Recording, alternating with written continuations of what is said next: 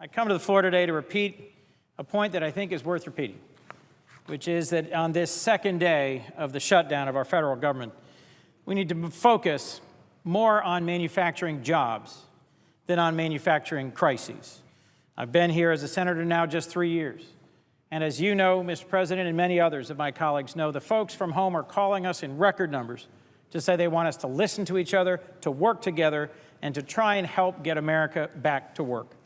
We all remember where we were 5 years ago, the depths of the fiscal crisis. Our financial system had collapsed and our economy was on life support. Millions lost their jobs and millions more lost their savings. And we have begun to recover and to heal. We've had 7.5 million jobs created over the last 42 months.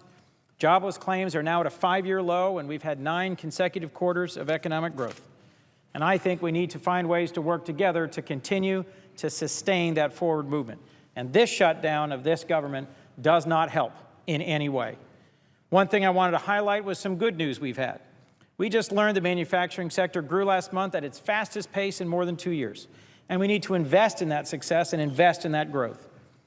In the first decade of this century, we lost 6 million manufacturing jobs in this country. Good-paying jobs, high-skilled jobs, jobs that come with benefits, jobs you can raise a family on. In the last 3 years, we've gained back 500,000 manufacturing jobs, but we are still way short of where we were in 2000. And there are a few things we could focus on that would really help us grow this sector. Skills training, opening up markets abroad, expanding access to capital, and creating a national manufacturing strategy. Mr. President, I hope to come back to the floor and speak to these in much more detail in the days ahead. Let me close by saying something I think that is simple. A shutdown is not the answer to this ongoing economic recovery.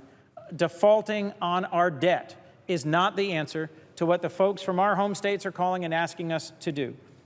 What is the answer is for the Speaker of the House to allow the House to vote on a bill passed in this chamber that, if adopted, would reopen the federal government and allow us to work together to revitalize our economy.